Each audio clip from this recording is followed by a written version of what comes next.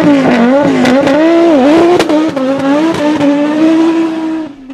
everyone, it's Lars and the Multi-Purpose Racer 2.0 sitting next to me on jack stands. It's back from paint and I've been assembling the car.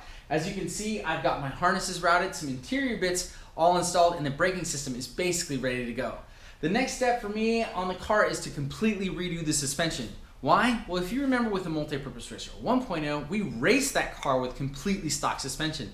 Stock springs, stock struts, stock sway bars, stock control arms, even stock control arm bushings. What does that mean for the Multi-Purpose Racer 2.0? That means we got a ton of parts to upgrade.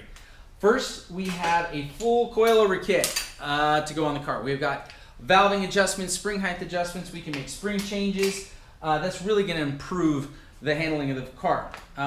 We also have a pair of caster and camber top hats we're going to put on the car. That should help some adjustability. We're going to finish boxing in the rear lower lateral links, going to increase its rigidity and strength there, as well as we're going to finish off the welds for the upper rear lateral link that the factory decided they didn't want to do for whatever reason.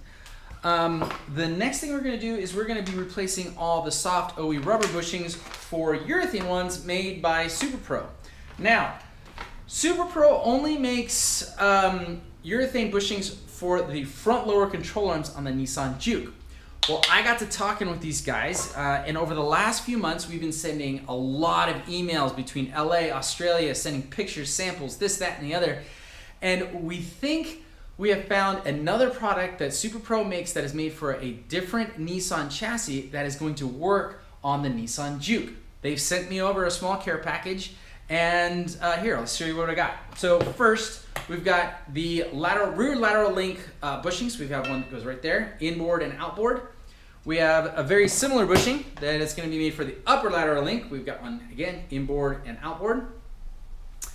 And we have a bushing for this big hunk of metal. This is the rear trailing arm for the all-wheel drive Nissan Juke. We have our wheel assembly that goes there, our spring purse that goes there, and in that big hole goes a soft rubber bushing from the factory that is going to get replaced by that big solid urethane. That is going to control a lot of movement that rubber allows from the factory. So, and of course we're going to be installing the front lower control arm urethane bushing, so that should really shore up the entire suspension system on the car.